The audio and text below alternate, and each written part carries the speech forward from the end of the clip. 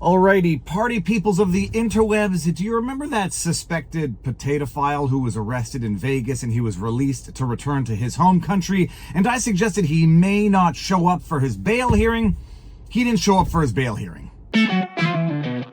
Viva Fry, former Montreal litigator turned current Florida Rumbler, back in my home office for a car vlog, and the news of the day relates to one Tom Artyom Alexandrovich, an Israeli cybersecurity specialist who was arrested in Las Vegas on charges of trying to solicit a minor for sexual purposes via the internet.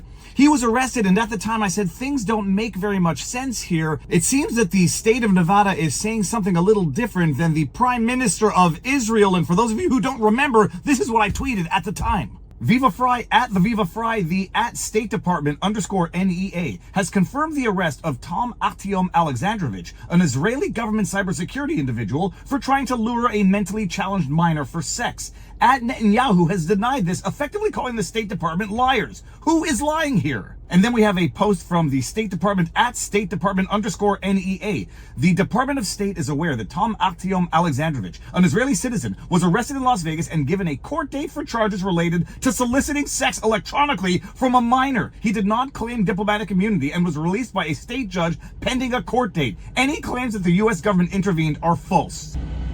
Let's just wait for this loud vehicle to leave in the backdrop the risks and perils of doing car vlogs in the sunny free state of Florida. And from reporting at the time, this is what Netanyahu said. Literally, this is from the reporting at the time. Quote, a state employee who traveled to the U.S. for professional matters was questioned by American authorities during his stay, end quote. The Prime Minister's office said, quote, the employee who does not hold a diplomatic visa was not arrested and returned to Israel as scheduled, end quote. Now, at the time, this story raised something of a controversy, something of a hubbub. How on earth was this individual allowed to return to his home country? The fact that it's Israel will pique many people's interest. This could be Ukraine, it could be Russia, it could be Japan. Any accused potatophile being released to go back to his home country and expected to show up for his bail hearing, everyone knew damn well he was never going to show up for his bail hearing, and lo and behold, he didn't show up for his bail hearing. Actually, before we even get there, let's just read a bit of a Wikipedia description of who this individual is. Tom Artyom Alexandrovich, born 1987 or 1986, is an Israeli civil servant serving as executive director of the Cyber Defense Division of the Israeli National Cyber Directorate. Nothing wildly insane about this entire story, just the director of the Cybersecurity Directorate trying to lure a minor for sex via the internet.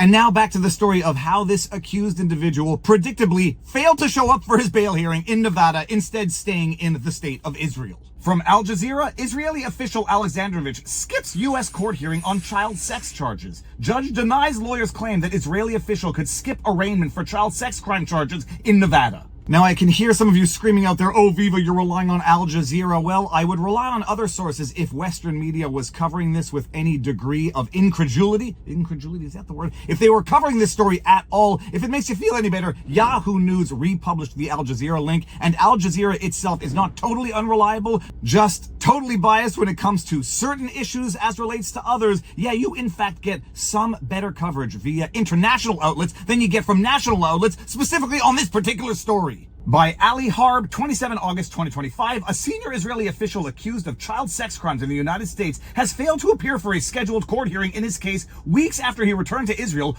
prompting concerns that he may have fled to avoid facing trial. Tom Artyom Alexandrovich's lawyer, David Chesnoff, told the court in Nevada on Wednesday that he told his client not to attend the hearing. Wellichy, what an odd thing to advise your client to do, not to show up for a bail hearing that they were legally compelled to appear for. But why did he say this? Allegedly, he had an agreement with the district attorney. I don't think that I necessarily believe this, and let's just go on with the story. Quote, he was instructed by me that he didn't have to be here, end quote, Chesnoff said. However, Judge Barbara Schifalacqua was quick to shut down the suggestion, stressing that suspects released on bond like Alexandrovich have, quote, to make every court appearance, end quote. Quote, I'm looking at his bond documents that indicate the court appearance that he was ordered to appear at was today, end quote. Schifalacqua told Chesnoff, quote, and so your oral, I guess, request without anything before the court to waive his appearance here today is hereby denied, end quote. Then the article goes on to describe the incident in Las Vegas. We don't need to get into the details of that because we've already done it, but just a little bit of a reminder. The Israeli official was arrested on August 6th, but the incident was not made public until more than a week later when the Las Vegas Metropolitan Police Department announced an undercover operation, quote, targeting child sex predators, end quote. Alexandrovich was released and allowed to return to Israel after being charged with luring or attempting to lure a child online to engage in sexual conduct. His release without travel restrictions has led to speculation that he may have received preferential treatment due to his close ties between the US and Israel. Now, for additional clarity, the Trump administration has denied having had any such agreement with the defendant or his defense team, which raises even more questions as to how he was allowed to leave with his passport, which calls into question some decision-making from the district attorney, and this allegedly was done in conjunction with a purported agreement with the district attorney, according to the defendant's defense attorney. You know who I'm talking about. On Wednesday, Chesnov suggested that he had a deal with prosecutors relating to Alexandrovich's court appearance going forward. Quote, my client is not here. We have an agreement with the state and I informed your staff earlier that he was not going to be here, end quote, the lawyer told the court. But Schifalacqua said the district attorney's office has, quote, no authority to waive appearances, end quote, at felony arraignments. Quote, nobody got a waiver from my court, end quote, Schifalacqua said. Eventually, Chesnov and the court agreed that Alexandrovich would appear remotely before the court next week on September 3rd for his arraignment, a hearing where he would be formally presented with the charges and enter a plea of guilty or not guilty. Now, also worth noting, there has been no independent confirmation or specific confirmation from the district attorney that any such agreement was entered into with the defense, and the last statement we had from the district attorney dated to before the time where the defendant failed to show up for his bond hearing. But Clark County District Attorney Steve Wolfson said that there was nothing unusual about how Alexandrovich's case was handled. Quote, the standard bail for this charge was $10,000, so anybody upon being booked on that charge can post that bail and get released with no conditions, and that's what happened in this case, Wolfson told Las Vegas Review-Journal earlier this month. So we have yet to get any confirmation from the district attorney Wolfson that there was in fact any such agreement with Alexandrovich to not show up for his bail hearing. I guess we're waiting on a statement from the district attorney. One way or another, this reeks to high hell, and I say it again, it's not because it's Israel. If this were any other country where an accused potato-phile was allowed to go back to their country with the expectation that they return to face felony charges on sex child charges,